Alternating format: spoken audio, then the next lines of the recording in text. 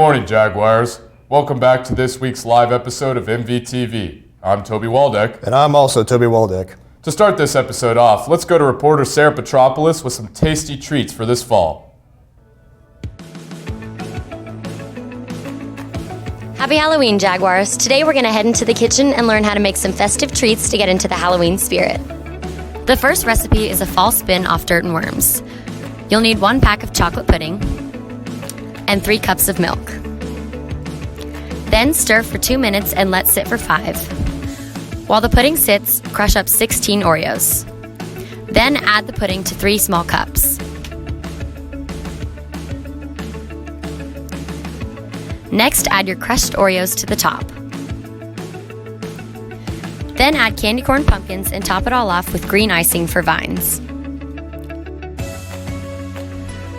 The next recipe is monster cake balls. You'll need 1 vanilla cake mix, add 1/4 cup oil, 3 eggs, and mix. Then put your batter in a pan and bake it at 350 for about 20 minutes. Then let it cool and take it out on a plate and crush it all up in a bowl. Then add a half a can of frosting and mix. Then form the mixture into small balls. Then take 1 can of frosting and add some green food coloring and cover the balls in your icing. Then add eyeballs to finish it all off. Make sure to have a happy and safe Halloween, Jags. This has been Sarah Petropoulos reporting for MVTV. Thanks, Sarah. Now to get into spooky season, Park Zebley shows us what students are doing this Halloween to get into the spirit. Robbing some houses. According to CNN, 175 million Americans said they planned on celebrating Halloween this year. As Halloween night approaches, let's see how Mill Valley will be celebrating the spooky season. What are you doing on Halloween? Probably just chilling, trying to get some candy. Halloween? I don't know. I'm gonna hand out some candy. I'm gonna be sitting, looking out my window, and scaring people by just the look of my face. I'm having a Halloween party, so Am I invited? sure. Thank you. This year I'll make chili for my family like always and take my boys trick-or-treating. What are you going to be for Halloween? Cinderella. I might be Pete Buttigieg for Halloween. A Visco girl. 20s gangster. That's pretty cool. Me. A pirate. Toothless. From How to Train Your Dragon. Very cool. If you still don't know what you're doing on this spooky night, hopefully these students have given you some ideas. This is Park Zebley reporting for MVTV. Thanks, Park. The scariest thing I've seen so far is the snow we've been getting. The only thing that scares me is the impending world extinction made inevitable by human pollution. You're right, Toby. Reporter Annie Bogart tells us more about the scary aspects of pollution. October is the month of fear. Now, some of us celebrate this by decorating our houses or dressing up to scare others. But the actual scariest thing that's coming soon to our community is trash. Okay, so this isn't some video about saving the turtles. No, this is about the pollution we make as students every day and the single-use plastics we use. So let's go check it out. As humans, we have this obsession with trash and plastic. The average Mill Valley student produces an average of 4.4 pounds of trash each day. That's 1,584 pounds of trash a year. As a school, we create over 2,154,240 pounds of trash every single year. So we're only at school for 8 hours a day? How do we produce this much trash? Most of it is because we aren't really conscious of the waste that we use and how we dispose of it. We use paper in cans and bottles, old pens, food wrappers, gum, forks, and a ton of food waste. Now, that's a lot of trash, but it's okay because there are ways to reduce it. Take 2 seconds to make sure your recyclables make it in the recycling and that your waste is going to the right place too. Start bringing your own water bottle to school and refilling it. Also, maybe try not to take 15 napkins every single lunch you have. Outside of school, you can help too. The average family creates about 17.4 pounds of trash each day. That's 6,351 pounds of trash each year. Use reusable bags when you go to the grocery store, and the grocery bags that you do have, just take back. Also, keep up with your recycling. Remember, conserving the earth doesn't just stop after school. If you want to make this October a little less scary, just be conscious of the waste you use and try a little harder to conserve our earth. Reporting for MVTV, I'm Annie Bogart. Pretty spooky, Annie. Let's go to reporter Toby Waldeck to check out the weather for this weekend, followed by sports with reporters Toby Waldeck and Toby Waldeck.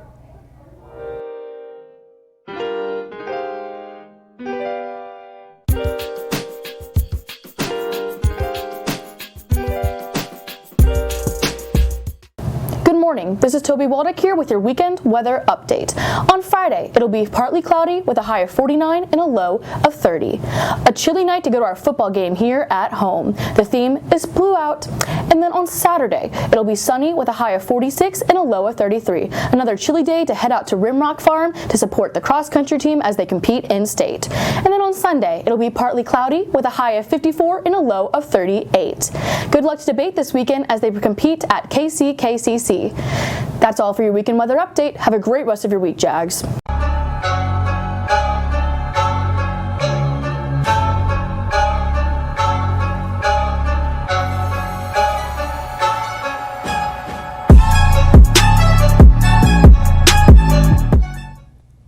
Good morning, Jaguars, and welcome back to this week's sports segment. I'm Toby Waldeck. And I'm also Toby Waldeck. To get things started, the football team played Blue Valley Southwest last Friday, where they dominated the game.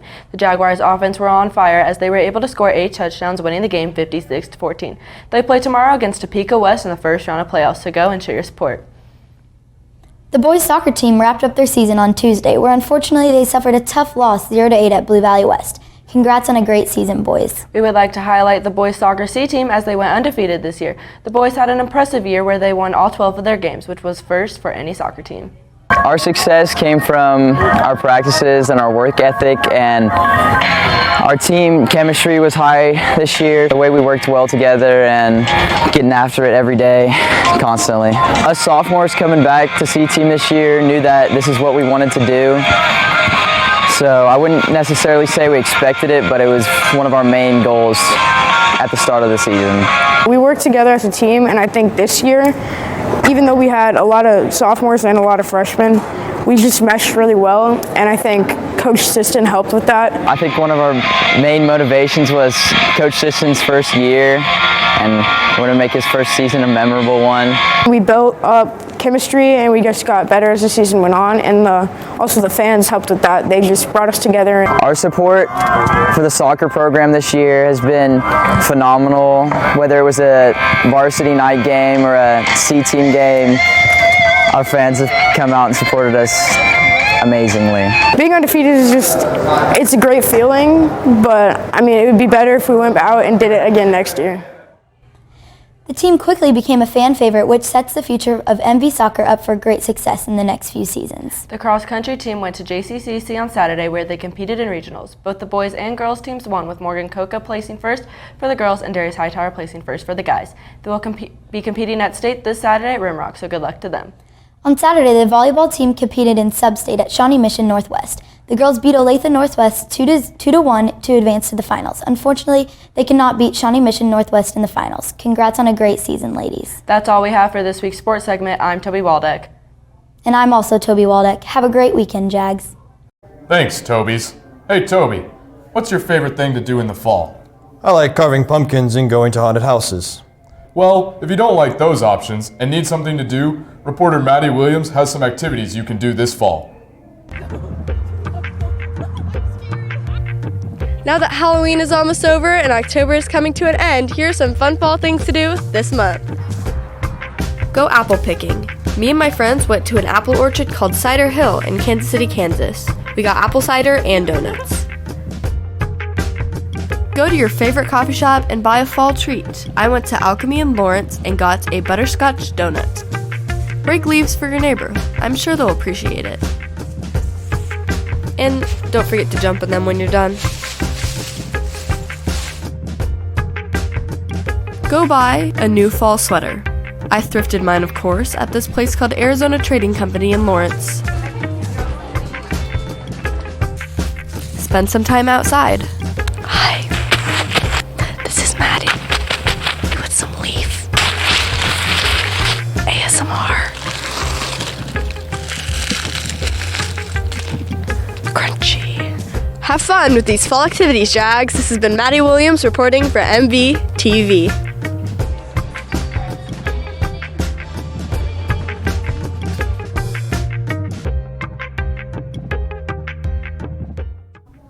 Thanks, Maddie. To wrap up this episode, let's head over to reporters Danny and Bennett with this week's spooky installment of What's Happening Now. Welcome to this week's spooky episode. I'm Danny, and that's Bennett. To start off this episode, it's sad to say that wildfires are continuing to drive thousands out of their homes. The fire began last Thursday at 1:24 p.m. and has already stretched 4,300 acres.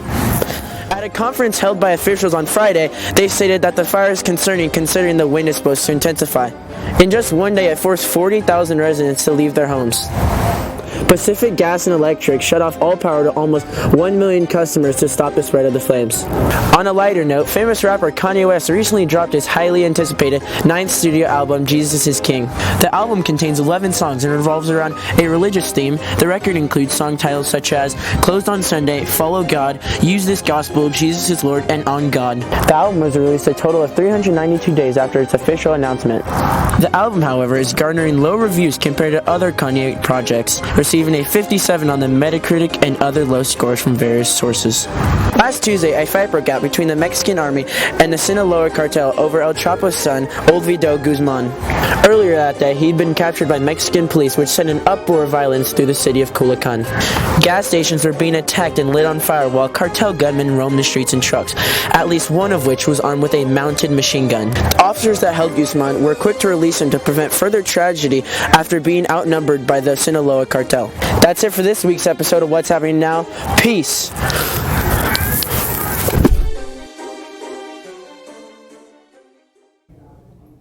Thanks, boys. Thank you for watching this week's live episode of MVTV. I'm Toby Waldeck. And I'm also Toby Waldeck. No, I'm Toby Waldeck. Please stay tuned for the daily announcements following the activity of the week and the credits.